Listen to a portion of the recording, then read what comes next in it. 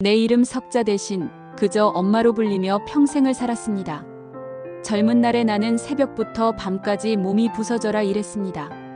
자식들 손에 물 한 방울 안 묻히겠다던 그 간절한 다짐, 그 다짐을 지키기 위해 내 젊음은 고스란히 희생되었고 내 손은 굳은 살로 거칠어졌습니다. 새벽을 깨우는 시장의 활기 속에서 밤늦도록 이어진 집안일의 고된 노동 속에서 내 등은 그렇게 굽어갔습니다. 하지만 그 모든 고통 속에서도 내 마음만은 늘 따뜻했습니다. 자식들의 맑은 웃음소리는 내 삶의 유일한 낙이었고 그들의 작은 성장은 내게 커다란 기쁨이었습니다. 자식들이 배부르면 비록 굶주릴 때도 있었지만 내 배도 불렀고 자식들이 환하게 웃으면 세상의 모든 시름을 잊을 수 있었습니다. 그렇게 자식들의 삶을 내 살보다 우선하며 살아왔습니다. 나는 내 모든 것을 기꺼이 바쳤고 그것이 당연한 행복이라 굳게 믿었습니다. 그러던 어느 날 다 자란 어엿한 아들딸이 찾아와 떨리는 목소리로 내 쭈글쭈글한 손을 맞잡고 말했습니다. 어머니, 이제 저희가 어머니께 받은 사랑을 조금이나마 보답하고 싶어요. 이젠 편안하게 저희가 마련한 좋은 곳에서 쉬세요. 그들이 손을 잡고 나를 데려간 곳은 번듯하고 웅장한 실버타운이었습니다. 드넓게 펼쳐진 푸른 정원, 먼지 한 톨 없이 깨끗하게 관리된 시설, 그리고 환한 미소로 서로를 대하는 듯한 노인들의 모습이 눈에 들어왔습니다. 자식들은 이 모든 것을 가리키며 이곳이야말로 진정한 천국이라고, 어머니의 남은 여생을 위한 최적의 장소라고 연신 강조했습니다. 내 늙고 병든 몸을 이끌고 찾아온 낯선 곳. 하지만 자식들의 진심 어린 눈빛과 정성스러운 설명에 나는 더 이상 망설일 수 없었습니다. 평생 자식들 잘 되라고 밤낮으로 간절히 기도하며 살아온 나에게 이제야말로 그 기도에 대한 응답이자 자식들이 보내는 감사와 사랑의 표현이라고 믿었습니다. 내 인생의 마지막을 이렇게 호사스럽게 보낼 수 있다는 것에 대한 감사함과 동시에 홀로 남겨질 낡은 집과 그곳에 남겨질 수많은 추억들에 대한 아쉬움, 그리고 혹여나 자식들에게 짐이 되는 것은 아닐까 하는 미안한 마음까지 복잡하게 뒤섞였습니다. 그렇게 자식들의 효심이라는 아름다운 포장지에 쌓인 채 나는 망설임 끝에 그곳으로 발걸음을 옮겼습니다. 하지만 며칠이 지나고 그 화려함 뒤에 숨겨진 차가운 현실이 서서히 드러나기 시작하면서 그곳은 더 이상 꿈꿔왔던 천국이 아니라 내 자유로운 영혼이 갇혀버린 차갑고 외로운 지옥과 다름없다는 것을 깨달았습니다. 활기 넘치던 정원은 그저 보기 좋게 꾸며진 전시용 공간이었고 웃음 가득했던 노인들의 얼굴 뒤에는 깊은 외로움과 무료함이 드리워져 있었습니다. 이곳에서의 하루는 마치 톱니바퀴처럼 정확하게 맞물려 돌아가는 기계와 같았습니다.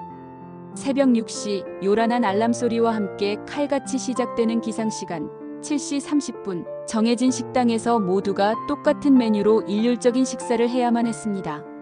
오후에는 그저 시간을 때우기 위한 듯한 의미 없는 노래교실만이 덩그러니 놓여있을 뿐, 진정으로 내가 간절히 원하고 스스로 선택할 수 있는 것은 그 어디에도 없었습니다. 나의 의사는 그저 형식적인 절차에 불과했습니다.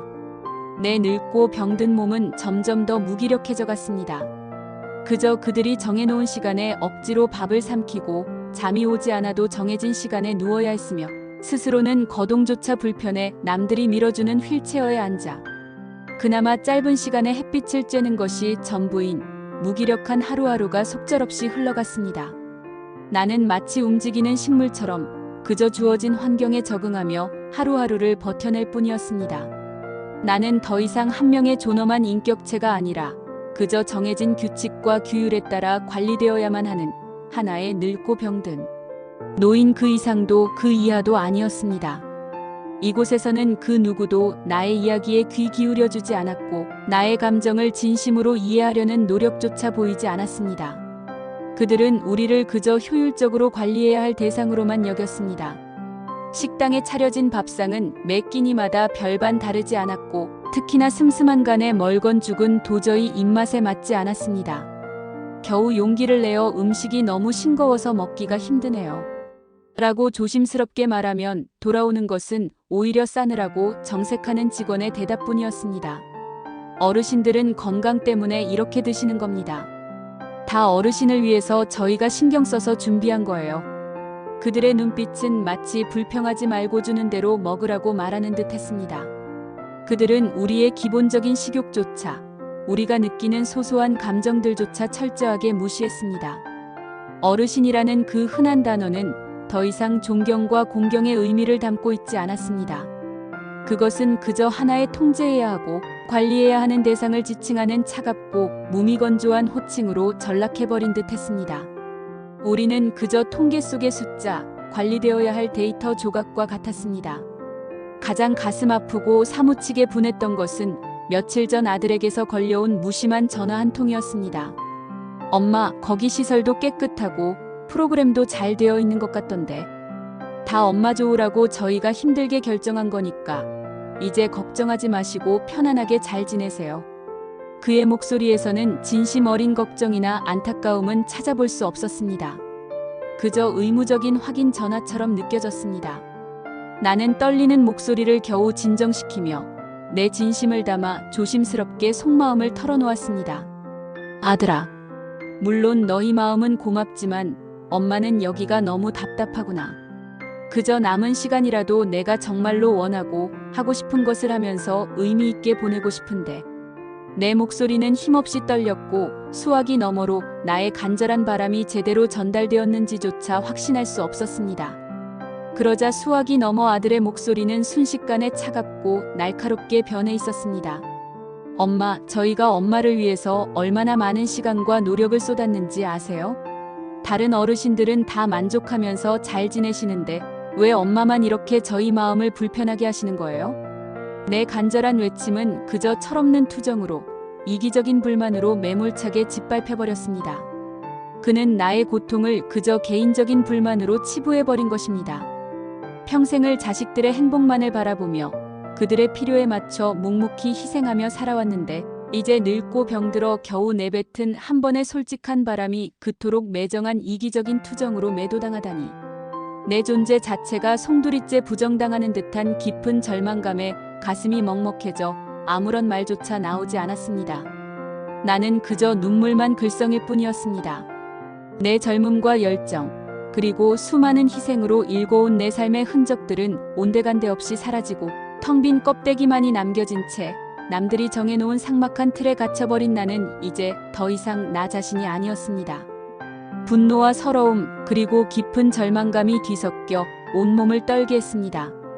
나는 분명히 살아있건만 이곳에서는 이미 죽은 사람처럼 취급받고 있다는 섬뜩한 기분이 온몸을 휘감았습니다.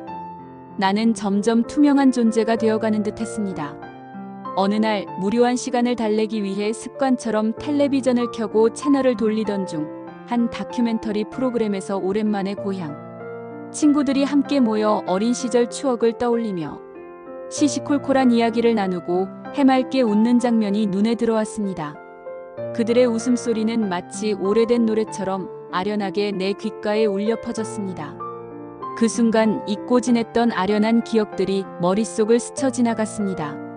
어린 시절 냇가에서 물장구를 치며 함께 뛰어놀던 친구들의 왁자지껄한 웃음소리, 좁은 골목길 어귀에 모여 앉아 밤늦도록 나누었던 비밀 이야기들, 그리고 동네 아줌마들과 함께 마루에 둘러앉아 밤새도록 김장을 담그며 나누었던 따뜻한 정겨움까지 그 모든 순간들이 생생하게 되살아났습니다.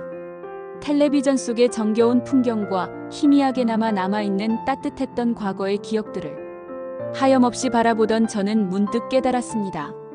나는 더 이상 스스로의 의지대로 삶을 살아가는 것이 아니라 그저 남들이 정해놓은 삭막한 틀 안에서 간신히 숨만 쉬며 버티고 있을 뿐이라는 것을.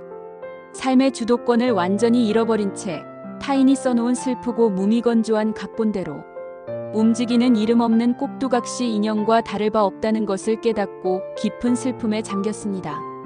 내 삶의 시계는 이미 멈춰버린 듯 했습니다. 내 안의 깊은 곳에서부터 격렬하게 들끓어오르는 이 주체할 수 없는 분노와 서러움을 더 이상 억누를 힘조차 남아있지 않았습니다. 오랜 세월 동안 꾹꾹 눌러왔던 수많은 감정들이 이제 더 이상 댐을 무너뜨린 거대한 쓰나미처럼 걷잡을 수 없이 폭발할 것만 같았습니다. 이대로 모든 것을 놓아버리고 싶다는 강렬한 충동에 휩싸였습니다. 나는 매일 밤 어둡고 차가운 침대에 누워 천장을 하염없이 바라보며 잠 못 이루는 기나긴 밤을 지새웁니다. 과연 내가 이곳을 떠날 수 있을까? 하지만 만약 내가 이곳을 떠난다면 사랑하는 내 자식들은 얼마나 실망할까? 그들의 실망한 눈빛을 감당할 자신이 없었습니다.